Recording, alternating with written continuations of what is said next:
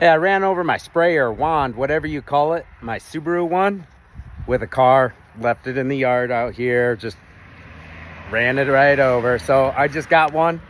Everything bolted directly right up, no problems. I gotta tighten this a little more, little leak, but look, it's got a swivel on it. No more tangling up my cord. Came with extra couplers, adapters, thread tape, instructions. So whatever pressure washer you have, there's a high chance it's gonna directly fit to it. You can see my Subaru came with 4 different end pieces, and this one came with 5. So now I got more of these. You can see these are getting a little rusty, a little worn out. So that's really nice. Just zip tied them to the machine. For a new wand, is that what they're called? Wand sprayers? Well, anyways, this one's really cheap. Comes with everything. Let's go ahead and detail this 2022 GMC Sierra 2500 HD Denali Edition. You can set your wand to short, medium, or long, and that's what I have it on now.